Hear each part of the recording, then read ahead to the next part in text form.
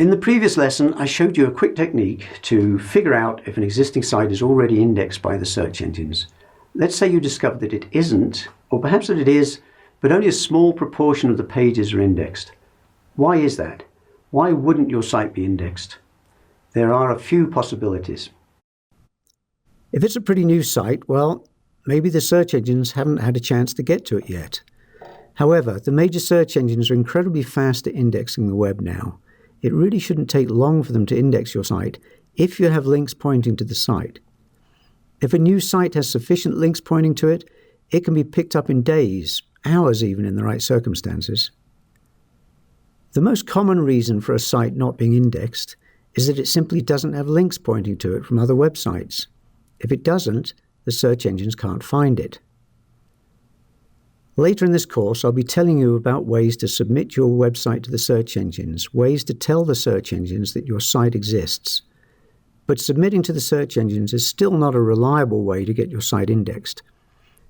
The search engines really want to find links pointing to your site from other websites. After all, the basic reasoning goes, if nobody can bother to link to your site, how useful can the site be?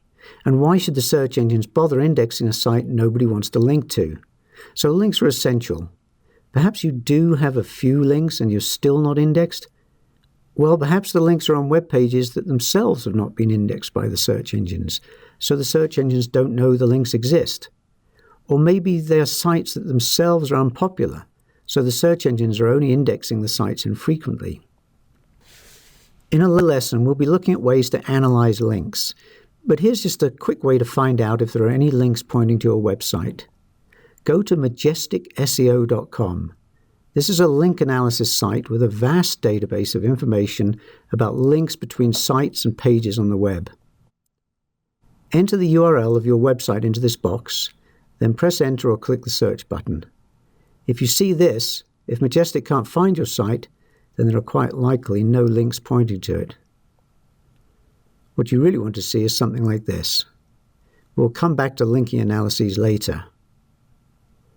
So, a lack of links is the most common problem, but there are other possibilities.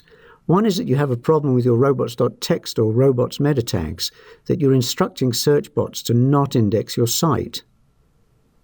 We'll be looking at these things later in this course, but for now I'll just mention that this text in your robots.txt file will block the search bots. This isn't likely to happen, but it does sometimes when someone makes a mistake in creating the file. I've even seen a case in which a site was hacked and this text added to the robots.txt file in order to kick the site out of the search engines. Another possibility is that your site is hosted on a really bad web server. If your site loads very slowly or is simply not functioning much of the time, the search engines will have trouble reaching your pages, and even if they do manage to index the site, will in effect penalize the site. They don't want to present search results to their users that simply don't work well. Another possibility is a bad domain name, a domain name that's been used in the past for SEO tricks and has been permanently damaged, permanently penalized by the search engines. This is unlikely, but it can happen and can be very difficult to diagnose. You can investigate the domain using services such as domainhistory.net and domaintools.com to see the domain name's history and find out whether it's been used before. If it's a brand new domain, of course, this can't be the problem. You might also use the Wayback Machine at archive.org to take a look at websites that used to be on the domain to see if they look spammy. You might also do a search for the domain name to see what people may be saying about it.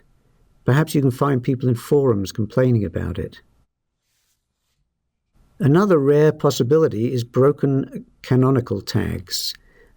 These tags are used to tell search engines the source of content on a web page. You'll learn more about them in the lesson on duplicate content. If the canonical tag is accidentally misused, it can cause pages to not be indexed. In effect, it's telling the search engines to index a different page. Finally, another possibility. Your site is using URLs that are too complex. This is pretty rare these days, but a few years ago, dynamic websites, sites in which pages were created on the fly by inserting data from a database into templates, and sending the page out when requested by a browser or search bot. Dynamic websites often had problems with indexing. Also, sites using session IDs every time a page was served could run into problems. But indexing problems due to these issues are rare today. I have outlined the issues that may cause problems pretty much in order of likelihood. If you do have problems with indexing, really the most common problem, the most likely issue, is linking. You just don't have good links pointing to your site. You'll learn what to do about that in detail later in this course.